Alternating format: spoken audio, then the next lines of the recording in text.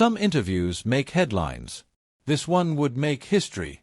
The lights in the studio were warm and blinding, the kind that made every detail sharp, every flicker of expression impossible to hide. Prince Harry stepped onto the stage to the thunder of applause, dressed in a tailored navy suit that caught the glow of the set. His trademark half-smile was there, but it felt smaller. He shook Kelly's hand, exchanged the usual pleasantries, and sat down across from her. The pastel backdrop framed them perfectly, Hollywood perfection against a brewing storm. Kelly leaned forward, her southern charm dripping from every syllable. "Welcome to the show, Harry. Or should I say, Your Royal Highness?" A polite chuckle. "Harry is fine," he said, fingers curling lightly over the armrests. The first few minutes were safe, charity work, his memoir, his passion for conservation. He answered in tight, controlled sentences, giving the audience just enough to clap for. But then Kelly shuffled her cards, and something in her tone changed. "So, Harry," she began, her voice sweet but sharpened at the edges, "stepping away from royal life, was that more Meghan's decision or yours?" The question hit the air like a dropped glass. Harry's smile thinned, his jaw tightening almost imperceptibly. "I think that's a very personal matter, don't you?" Kelly didn't blink. "Of course it's personal. But you've made it very public, haven't you? The Netflix series, the interviews, the book. It's just, you say you want privacy, but you keep telling everyone your business." A murmur rolled through the audience. Harry's tone cooled. "There's a difference between choosing to tell your own story and having others sell it for you. Maybe you don't understand that distinction." The crowd gasped. Kelly's grin widened. She'd found the nerve. "But don't you think some of the criticism is fair? The royals have cut you off. There must be a reason." Harry leaned forward, eyes narrowing. "I came here to talk about my work, not justify my family's dysfunction for your ratings." Kelly feigned offense. "I admire what you're doing, but isn't it hypocritical to ask for space while airing the dirty laundry?" Harry's laugh was short and sharp. "Hypocritical? That's rich coming from someone who's made a career prying into people's lives for entertainment." A ripple of oaths filled the studio. Kelly's smile faltered. The room shifted. The stage manager's hand hovered near the signal to cut. But Kelly pressed on. "Are you even on speaking terms with William? With your father? How does it feel to be completely cut off from a family you once called home?" The question hung there like smoke. Harry's voice dropped, almost a growl. "You really don't know when to stop, do you? I'm just asking what everyone wants to know." "No," Harry said, eyes locked on hers. "You're asking what sells ads." The silence was deafening. Kelly's grip on her cards tightened. "Well, if you didn't want to talk about it, maybe you shouldn't have written the book." Harry's gaze darkened. "You're going to lecture me?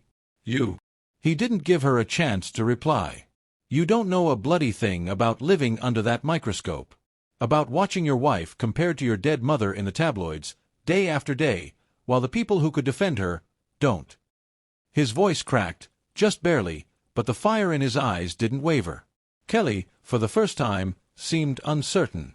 The audience was holding its breath. Harry leaned back, the tension in his shoulders visible. "You wanted a headline, Kelly? Here's one.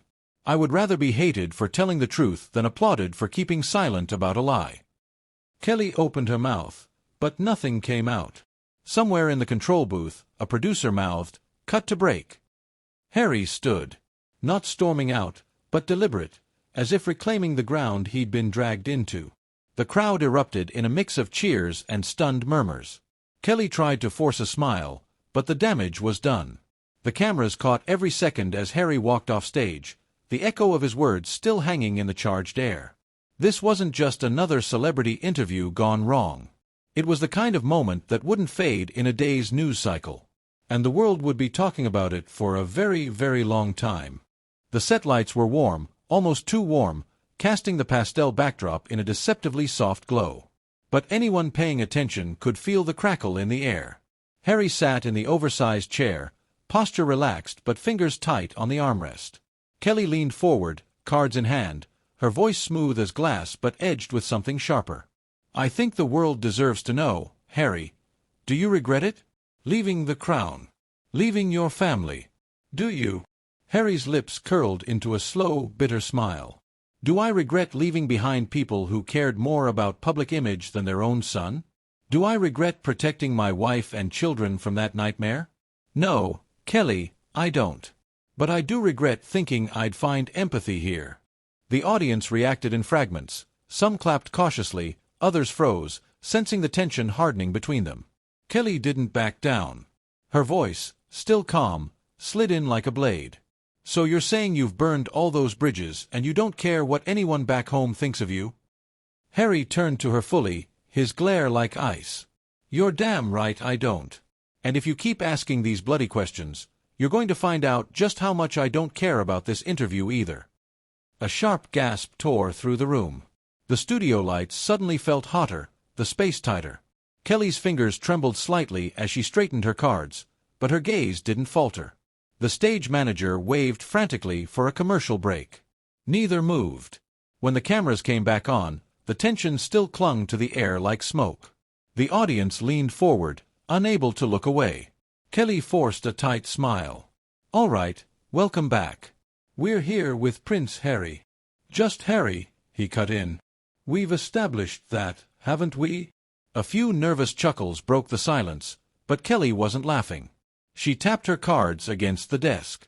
Well, just Harry, you've made waves with your memoir and your interviews, but some feel you've betrayed the institution that made you who you are. How do you respond to that? Harry's jaw tightened. It's fascinating how people talk about loyalty to an institution, but not to people. I was loyal for years, longer than anyone deserved, and it nearly destroyed me. Kelly arched an eyebrow. Destroyed you, or just bruised your ego? The words hit like a slap. Harry leaned forward, hands clasped so tightly his knuckles whitened. Do you honestly think what happened to my mother didn't destroy all of us? Do you think watching history repeat itself while the so-called family stood by and did nothing was about my ego? Kelly lifted a hand, feigning calm. We all love Diana, she said softly, but this isn't about her. This is about you throwing stones at the people who raised you. At the Queen, in her final years. Harry's chair screeched against the floor as he shifted forward. His voice was low but dangerous. Don't you dare lecture me about my grandmother. Kelly sat taller, as if she'd scored a hit. So you do care what they think, or is it just when it makes you look good in the press? The audience murmured, split between shock and morbid fascination. Harry shook his head, a humorless laugh escaping. You really have no idea what you're talking about. You sit behind this desk playing judge and jury over lives you can't begin to understand. Do you enjoy it? Is this your idea of journalism? Kelly's smile turned razor-thin. Oh, forgive me, Your Majesty. I forgot you're the only one allowed to have an opinion. Harry's voice dropped to a near whisper, the kind that makes the air feel heavy. Don't call me that. The warning was clear, but Kelly leaned in, her tone twisting the knife. Do you actually believe you and Meghan were forced out? Or was it just easier to leave than deal with being irrelevant? That did it. Harry's cheeks flushed, his jaw locked. You think we left because we weren't getting enough attention? Maybe you should try living under a microscope, where every breath is dissected, every headline twists you into something you're not, and the people who could defend you stay silent. Kelly didn't flinch. Well, you've certainly had attention since leaving. The book, the Netflix series, the interviews. Harry's reply came fast, clipped, his accent sharper now. Yes.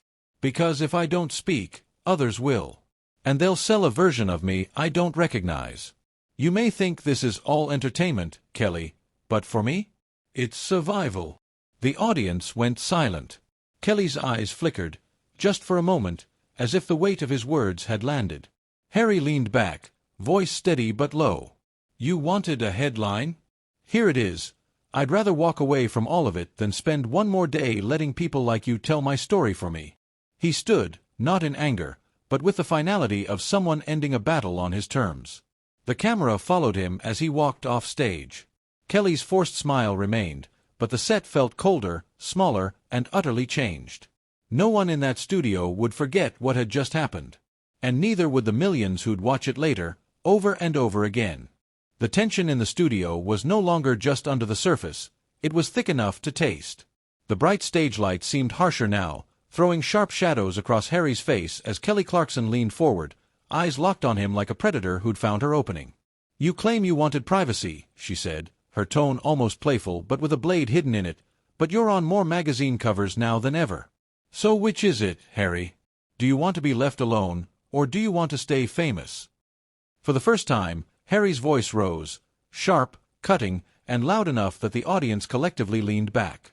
"You don't get to decide how I tell my story, Kelly," he shot back. "You and your gossip machine don't own my life. You're no better than the tabloids that hounded my mother to her grave." Gasps rippled through the crowd. Kelly blinked, clearly rattled, but recovered quickly, a mocking smile playing at her lips. "Well," she said slowly, "I guess we've hit a nerve, haven't we? Maybe it's time you admitted that some of this circus is your own doing." Harry stood abruptly, the chair behind him nearly toppling over. "You have no right," he snapped, pointing at her, "no right to sit there and tell me what I should have done. You weren't there. You didn't see it. You don't know what it's like." The front row instinctively leaned back, as though the force of his fury might leap from the stage. Kelly's voice was quieter now, her confidence slightly dented. "I know what it's like to live in the public eye. And I know what it's like to face criticism. But I also know how to take responsibility for my choices. Can you say the same?" Harry's eyes narrowed to slits. "You're unbelievable." She leaned in, delivering the taunt like a final twist of the knife. "And yet here you are, sitting in that chair, selling your story, just like the rest of us." Harry took a long, shaky breath, but it wasn't enough to calm the heat in his voice. "This interview," he said, each word dripping with contempt, "is a bloody disgrace." The studio was electric now, not with excitement, but with dread. Even the camera operators seemed hesitant, unsure if zooming in might make them part of the fallout. "If you're going to storm out," Kelly said coldly, "just go already." Harry's jaw worked furiously, but instead of leaving, he sat back down hard. "No," he said, voice low and dangerous. "We're not done yet." Kelly smirked faintly. "Then let's talk about Meghan, shall we? Because you seem to think the world owes you both an apology, when all anyone sees is two people constantly playing the victims. Tell me, Harry, when does the victim act stop and accountability begin?" The audience gasped again, a wave of whispers breaking out. Harry laughed bitterly. "Victim act? That's rich coming from someone who's made a career tearing people apart for ratings." Kelly's eyes hardened. "We ask tough questions here. Sorry if that makes you uncomfortable, but you've built an entire career in the last few years off the idea that you've been wronged. And yet here you sit in designer clothes, with a best-selling book, a Netflix deal, and millions in the bank, telling us how hard your life is. Do you hear yourself?" Harry turned toward her fully now, his voice booming. "Do you hear yourself? You sit there in judgment as if you've lived a single day in my shoes. You think money erases trauma? You think a camera shoved in my face at my mother's funeral was a minor inconvenience?" Kelly tried to interject, but Harry cut her off, his anger now molten. "You have no idea what it's like to watch your wife sob on the floor because she's being called every vile name imaginable in the press, while the people who are supposed to protect her do nothing. And you sit here, smiling, calling it a victim act? Who the hell do you think you are?" The audience was frozen, every breath held. Kelly's voice went icy. "I'm someone doing my job, which is more than I can say for you, who ran away from his responsibilities because it got too hard. You abandoned your family, your country, your duty, and now you want sympathy for it." Harry slammed his palm onto the desk with a sharp crack that echoed through the set. "I didn't abandon anyone," he roared. "I protected my family. Something you clearly don't understand." Kelly flinched at his volume but quickly regained her posture. "Oh, please. You're not protecting anyone. You're cashing in, just another celebrity selling your sob story to the highest bidder." For a long moment, the two of them just stared at each other, the silence heavier than the shouting had been. Then Harry leaned forward, voice low and cutting. "If telling the truth is cashing in, then I'll do it every damn day. Because the alternative, staying silent, playing along, smiling while they destroy the people I love, is something I will never do again." He stood, this time without hesitation, and turned to the audience. "And if that makes me the villain in your little TV drama, so be it." Without another glance at Kelly, he walked off stage. The applause never came, only a stunned, suffocating quiet as the cameras kept rolling. This wasn't entertainment anymore. It was a reckoning. The tension in the studio was a living thing now, thick, electric, and dangerous. The air felt heavier with every breath, every glare exchanged. Harry leaned forward again, his face inches from hers, his voice dropping into a razor-sharp whisper. "The saddest part," he said, each word deliberate, "is watching people like you twist human suffering into a punchline. You're nothing but a parasite." The crowd gasped, sharp, quick intakes of breath echoing off the studio walls. A few low whistles cut the silence. Even Kelly's co-hosts, who had remained frozen until now, shifted uncomfortably in their seats. Kelly's lips curled into a humorless smile. "You done, Prince?" she asked, her tone mocking.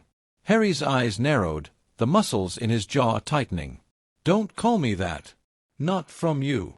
Kelly tilted her head slightly, her faint smile not reaching her eyes. "Why? Because you're ashamed of it, or because you know you don't deserve it anymore?"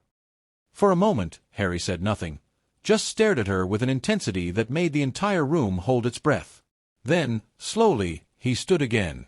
This time there was no sudden movement, just deliberate, controlled force. His hands balled into fists at his sides. "You really don't know when to quit, do you?" he said. Kelly smirked faintly, though her voice betrayed the smallest crack of tension. "We don't quit here. We ask the questions that need to be asked. And if you can't handle them, maybe you should stay home next time." Harry shook his head, laughing without humor. "You think this is journalism? This isn't journalism. This is theater. You're not uncovering truths. You're putting on a show for the lowest common denominator. You're pathetic." The word landed like a slap. One of Kelly's co-hosts visibly winced. Kelly leaned forward now, voice snapping like a whip. "And you're just another spoiled brat who couldn't handle not being the center of attention anymore. You want respect, Harry? Earn it. Don't just demand it." That did it. Harry slammed his hand on the desk. The sound cracked through the air, silencing even the faint shuffling in the audience. His voice roared across the studio. "You want to talk about respect? You sit there day after day tearing people down for ratings, pretending you're better than everyone who sits in this chair. You're not. You're cruel. You're petty. And you're everything that's wrong with this world." Kelly blinked, just for a second, before regaining her composure. The stare-down between them was pure voltage. "You need to leave," she said softly, almost a whisper. "Oh, I intend to," Harry replied, eyes still blazing. "But not before everyone here sees exactly who you really are." The crowd froze. Even the faint hum of the cameras seemed louder. Kelly's voice turned venomous. "You want to humiliate me on my stage? In front of my audience?" Harry leaned closer. "No. You've done a good enough job of that yourself." Another gasp from the audience. Kelly's face flushed. "You are out of line. Out of line." Harry's laugh was short and sharp. "You dragged my wife into this. My family. My trauma. My mother's death. And I'm the one out of line." Kelly's tone hardened. "We don't coddle people here. We ask the questions everyone else is afraid to ask." "No," Harry said, voice like steel. "You don't ask questions. You throw accusations.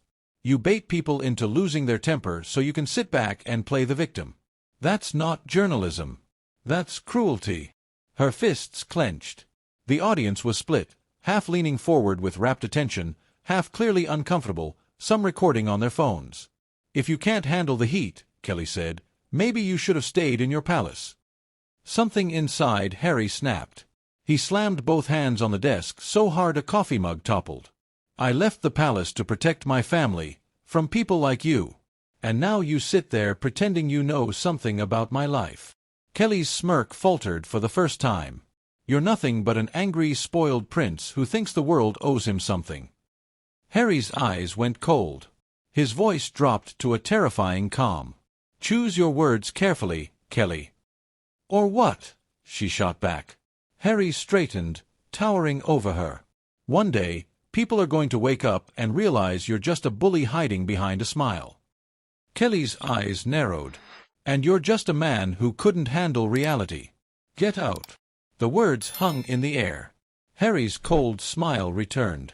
You finally said something honest. He stepped back, adjusted his cuffs, then looked out at the silent audience. You all saw it. This isn't about tough questions. This is about cruelty dressed up as entertainment. The real shame isn't that she said it, it's that you all let her. Then, turning back to Kelly, I've survived worse than you. Much worse. So enjoy your little moment of power. But when the cameras stop rolling, you still have to live with yourself. Security! Kelly barked. The guards moved forward, but Harry stopped them with a raised hand. Don't bother.